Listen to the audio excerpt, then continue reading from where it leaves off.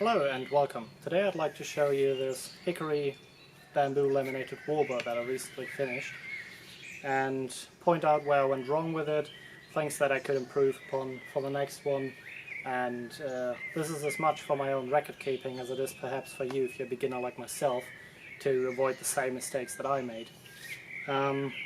Firstly, the details of this bow.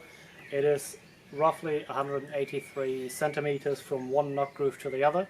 I believe that correlates to 72 inches or so, and it is 31 millimeters thick or deep if you want, and 29 millimeters wide. It draws 115 to 120 pounds depending on the weather. Today, for example, it's a very humid and warm day, so right now it draws a little bit less. But generally something around 115 at 31 inches or 30 inches from the belly of the bow.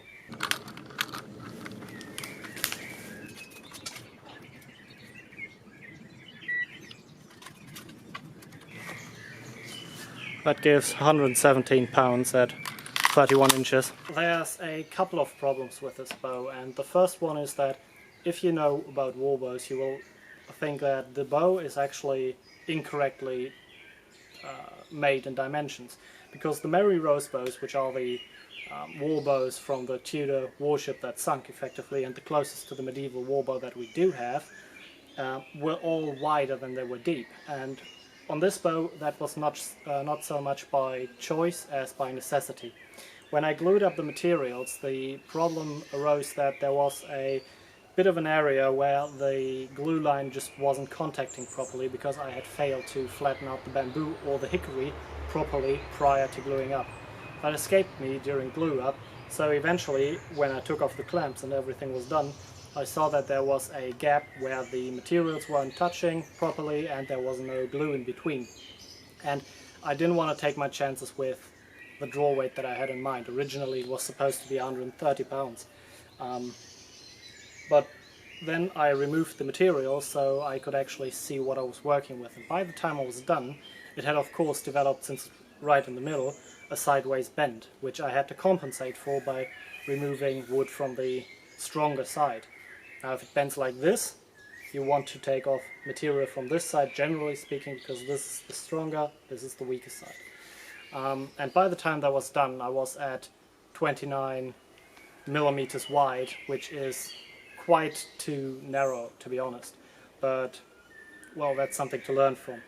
The next thing is that if you're particularly attentive, you will have noticed all these bindings along the bow, and this is based on the fact that 3 times overall, twice during tillering and once while I was trying to take a video of the draw weight, there was a piece of bamboo that just popped off a couple of fibers to just decided they didn't want to stay with the rest anymore, and thus I had to subsequently tiller the rest of the bow accordingly. And by the third time it was a roughly probably 45-50 centimeter long splinter that I actually had to glue back on and work with, and to prevent that from happening at all again I just applied bindings almost across the entire length of the bow just to be on the safe side. I have spoken to a couple of people, or written with a couple of people on Instagram who I showed the tillering process of this video, and most of them were of the opinion that the tiller was good enough that the bamboo should not do that unless there's a fault in the bamboo itself. And that may be the case, it may not, I'm not quite sure, but I believe that's probably not terribly unlikely. So that was a necessity. I just wanted to play it safe, because with this type of draw weight I don't want it to explode in my face. Now another thing about this bow is that the belly of the bow is hickory, and generally speaking hickory likes really dry temperatures from what I've been told. Now that's definitely not the climate I've got where I'm living. It's quite moist, and especially today we have about 32 degrees centigrade today, and subsequently it takes a lot of set and a lot of draw weight loss. And if I unstrung this bow right now it would probably have taken 2.5 to 3 inches of set, enough for me to get my whole hand underneath it. So that's an issue, and that could have been resolved if I had heat treated the bow, or the hickory rather, but as this is only my first wool bow and my second ever wooden bow, I decided not to do that to avoid making the project even more complicated than it already was for a beginner like myself. But that results in the bow taking a lot of set and thusly not being nearly as efficient as it should be for the draw weight that it has. That being said, I prefer a bow that takes some set as opposed to break. Another issue with this bow is that it has what Derek Hutchison from the YouTube channel Delcat lovingly refers to as pencil sharpener tips. And that means that the transition from the nock towards the wood is rather ghastly. Effectively it looks like you used a pencil sharpener, hence the name. And the reason for that is twofold in my case. Firstly, I tilled this bow to almost full draw, like 29 probably inches, with temporary nocks. And then I fitted the horn nocks, which in hindsight was a problem because they were bought prefabricated and have a very small diameter hole to fit onto the wood.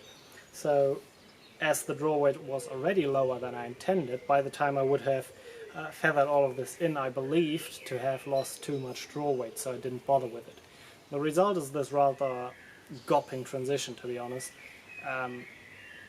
but I believe it's mostly an aesthetic thing, and on the next bows I will do better for that.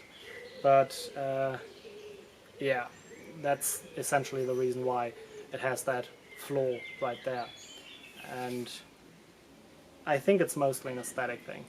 So now I will show you how it shoots, and we'll see how it gets on.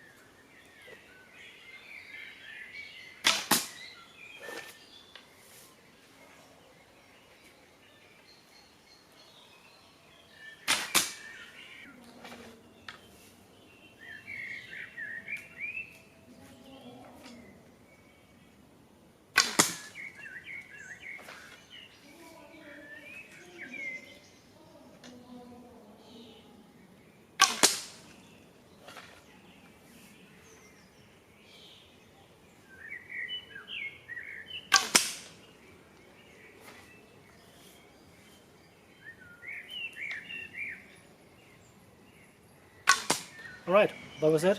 Thank you for watching. I hope you enjoyed. If you did, leave a like, comment, subscribe, anything like that. If you have any questions, just post them down below and try and get back to you. And until then, happy shooting. Goodbye.